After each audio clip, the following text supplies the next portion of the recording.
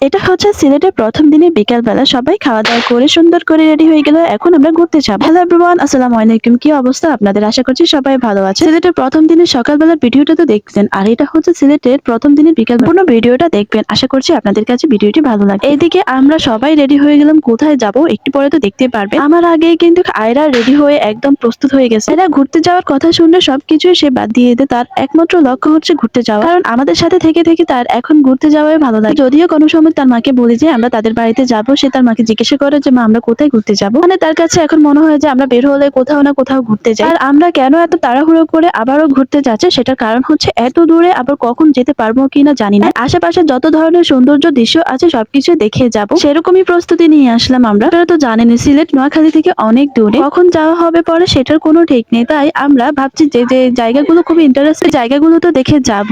আগে আমরা কত কিছু শুনতাম যে সিলেটে অনেক সুন্দর সুন্দর জায়গা আছে। তখন আমার মামাতো বোনদেরকে বলতাম যে সিলেটে কিরকম সুন্দর, সে তো ওটার প্রশংসা করতে শেষ হয়ে যেত। যাক, প্রথম প্রথম আমার মনে হয়েছিল সেরকম কোনো সৌন্দর্য কিছুই নেই। পরবর্তীতে বুঝলাম না, সুন্দর জিনিস আছে, তবে তাদের থেকে অনেক অনেক দূরে। তো টমটম নিয়ে সবাই মিলে রওনা দিলাম সেই জায়গায় যাওয়ার জন্য। আর এই যে দেখতে পাচ্ছেন আশেপাশে সব মাটির ঘর। এদিকে দেখতে পাওয়া যাচ্ছে যে এগুলো মাটির ঘর, তবে মাটির ঘরের ভিতরে কিন্তু অনেক দামি দামি ফার্নিচারও ছিল। আর ওখানকার মানুষের সিস্টেম হচ্ছে টাকা পয়সা যতই থাকুক না কেন আগে ঘর বাড়ি করে তারপরে বিলাসিতা করব। তারা যে টাকা পয়সা থাকলে যে বিলাসিতা করে তা নয়, তাদেরও অনেক টাকা আছে। এটা আমি আমার মামাতো বোনের কাছ থেকে। তো আমরা যেতে যেতে চা বাগানের দিকে চলে এসেছি। দেখতে পাচ্ছেন কত বিশাল চা বাগান। এটা তো জাস্ট শুরু, মানে সিম্পল। এরপর আরো আরো অনেক বেশি, একটু পরে দেখতে পারবেন। এগুলো জাস্ট কিছুই না। আমরা যখন গেলাম তখন চা পাতার উপরে মানে পাতাগুলো কেটে ফেলছে, মানে যেগুলো দিয়ে চা পাতা বানায় সেটা কিন্তু কেটে ফেলছে। পরে যেরকম সুন্দর একটি গ্রাউন্ড শেপ ছিল সেটা কিন্তু নাই, কারণ কিছুদিন আগেই কিন্তু এই গাছগুলোর পাতা কেটে ফেলছে। এদিকে আমার মামাতো বোন বলতেছে যখন ওই গাছগুলো পাতা কেটে কেটে উঠায় না তখন এটা সুন্দর নাকি অনেক বেশি থাকে। যাই হোক,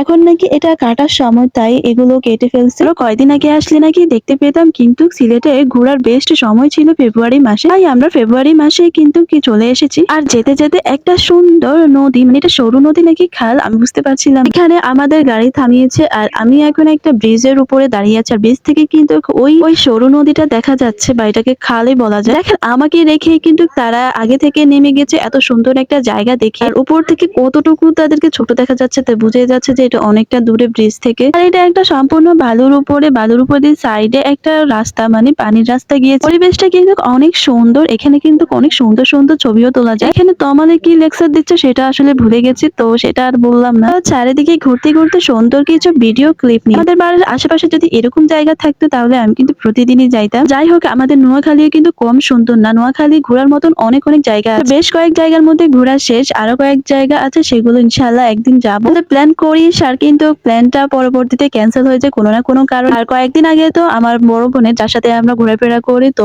ওর বাচ্চা হয়েছে, যার কারণে আমরা এখনো পর্যন্ত কোথাও ঘুরতে যাই না। একেবারে সোজা চলে এসেছি সিলেটের মধ্যে। সিলেটে আসার প্ল্যান কিন্তু অনেক আগ থেকে ছিল, কিন্তু আসবো আসবো বলে আসা হয়নি। কিন্তু এবার আমরা স্থির ছিলাম যে যাই কিছু হোক এবার আমরা যাবোই। তো আমি পানিগুলো ধরতেছিলাম, পানিগুলো অনেক ঠান্ডা, আমার কাছে ভালো লাগতেছিল, একদম ফ্রেশ পানি। তো যতই চা বাগানের দিকে এগিয়ে যাচ্ছি ততই শুধু আমাদের চোখে মাটির ঘরে পড়ছে। এই মাটির ঘরের মধ্যে কারা থাকে, এই দিকের গুলো আলাদা আর তাদের দিকের গুলো আলাদা। এই দিকে যারা বসবাস করে, মানে চা বাগানের দিকে যারা মাটির ঘরে বসবাস করে, তাদের জীবনযাপনের বিষয়টা আলাদা। আসলে তাদের জীবনযাপন অনেক কষ্টে, তবে এরা আমাদের বাংলাদেশীও না। আমাদের বাংলাদেশ দয়া করে তাদেরকে থাকতে দিয়েছে। তাদের কোনো ভবিষ্যৎ নেই, তারা শুধু কাজ করবে আর খেতে পারবে। আরো অনেক কিছু বলেছে। আর এই বিষয়টা কিন্তু অন্যান্য দেশে কিন্তু মেনে নেয় না। অন্য দেশের মানুষ আমাদের দেশে এভাবে বসে থাকবে। তো অবশেষে চলে আসলাম চা বাগানের মেইন জায়গার মধ্যে, পাহাড়ের মধ্যে, তবে বিশাল জায়গা, মানে আপনি যেদিকে তাকাবেন সেই দিকে চা বাগান। যেহেতু তখন বিকেল বেলা ছিল, আবহাওয়াটা কিন্তু অনেক সুন্দর ছিল। যতটা মনে মনে আশা করেছিলাম এটা কিন্তু তার থেকেও বড়। এরপর দেখতে দেখতে একটা পোকা দেখলাম, হলুদ পোকা, মানে আমি দেখতে পাচ্ছি যে এটা কি, তারপর দেখলাম এটা একটা পোকা। আসলে আমি পোকাগুলোকে অনেক বেশি ভয় পাই। তো আমরা আস্তে আস্তে করে শুধু উপরের দিকে উঠছি, আর উপরের দিকে সব হচ্ছে চা বাগান। আর চা বাগানের কাজটা বেশিরভাগই ওই লোকদেরকে দিয়ে করানো হয়। তো